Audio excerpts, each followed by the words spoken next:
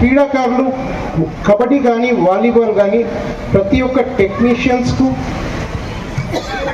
రెఫరీస్కు మరియు కోచెస్కు, పాల్గొన్న టీములకు గెలుపొందిన ఓటమి, ఎందుకంటే ఏ టోర్నమెంట్ అయినా పాల్గొంటేనే ఆ టోర్నమెంట్ సక్సెస్, గెలుపోటములతో కాదు సక్సెస్.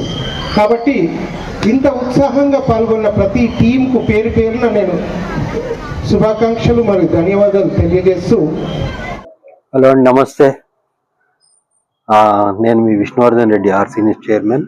ఇప్పుడు వీడియో మీరు ఇంతవరకు చూసినారు కదా, ఆ వీడియో అతను ఏంటంటే state football association state volleyball association vice president.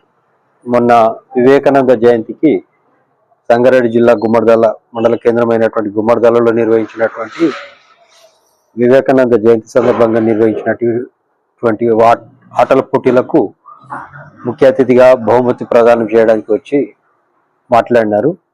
వాళ్ళు మాట్లాడిన దాంట్లో విషయం ఏంటంటే, ఆటలో గెలుపు ఓటములు ఉంటాయి. వాటి గురించి మనము ఎప్పుడు ఎవరు దేని గురించి అందరం కూడా గెలవాలని ప్రయత్నం చేస్తారు.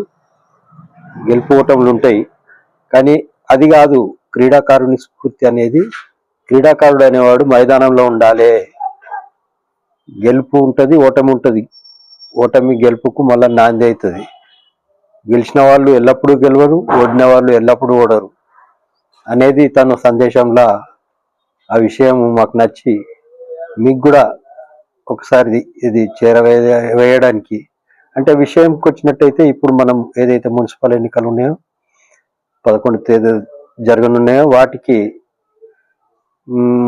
పెద్ద ఎత్తున జిల్లా వ్యాప్తంగా, రాష్ట్ర వ్యాప్తంగా మున్సిపాలిటీలు, మున్సిపల్ కార్పొరేషన్లలో యువత, ఏ పార్టీలకు సంబంధం లేనిటువంటి స్వతంత్ర అభ్యర్థులు పెద్ద మొత్తంలో ఆశావాహులుగా ఉన్నారు.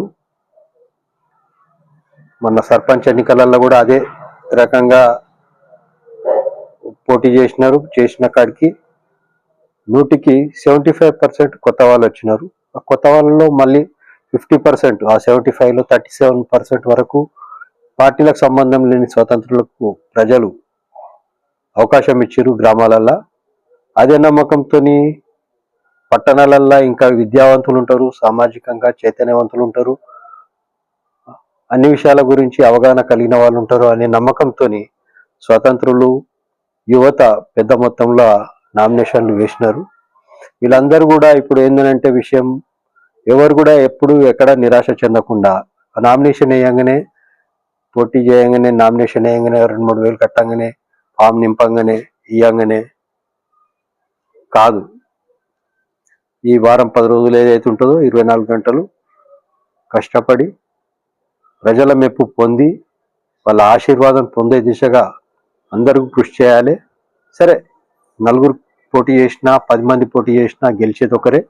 మరి మిగతా ఎవరైతే ఓడిపోయిన వారు ఉన్నారో వారెక్కడా నిరాశ పడకుండా ప్రజలకు కలవడానికి, మనకు ఒక ఈ రాజకీయ రంగంలో మనకు ఒక ఇదే ఎన్నికలు అనేటి ప్రజలతోని మనం దగ్గరికి వెళ్ళడానికి, కలవడానికి ఒక మంచి అవకాశంగా, ఆ అవకాశంను సద్వినియోగం చేసుకున్న వాళ్ళగా భావించుకోవాలి. తర్వాత ఈ దసరా, దీపావళి, సంక్రాంతి అనేటి ప్రతి సంవత్సరము కులాల వారిగా, మతాల వారిగా మనకు అన్ని పండుగలు సంవత్సరంకోసారి వస్తుంటాయి. ఈ 5 ఏళ్లకోసారి వచ్చే ఈ ప్రజాస్వామ్య పండుగ, ఈ ఎన్నికల పండుగ వాతావరణాన్ని అందరూ కూడా మంచిగా ప్రేమాభిమానాలతోని తామేం చేసినారు, ఏం చేయలేరు, ఇంకేం చేయాలనుకుంటున్నారు, ఏం చేయబోతున్నారు, ఎట్లుంటే బాగుంటుంది, ఏ రకంగా ఆలోచనలు అయినా సరే విద్వేషాలకు, ఉద్రిక్తలకు తావు లేకుండా వీలైనంత వరకు ప్రశాంతంగా ప్రేమాభిమానాలతోని అందరూ కూడా వ్యవహరించుకొని ఈ ఎన్నికల వాతావరణాన్ని, ఈ ఎన్నికల పండుగను అందరూ కూడా సద్వినియోగం చేసుకోవాలని ఆశిస్తూ, ఇలాంటి ఆలోచనలు కానీ ఏమున్నా కానీ మీలో కానీ మీరు ఎక్కడైనా చూసి ఉన్నా, విని ఉన్నా, బాగా అనిపించిన విషయాలు కూడా ఏమున్నా కూడా మాకు తప్పకుండా షేర్ చేయటం కోరుతున్నాం. సమాజానికి మరింత చేయూతనిచ్చిన వాళ్ళం అయిదాం. ప్రత్యక్షంగా పరోక్షంగా ఎవరికి ఎలా వీలైతే అలా. Thank you brother. నమస్తే.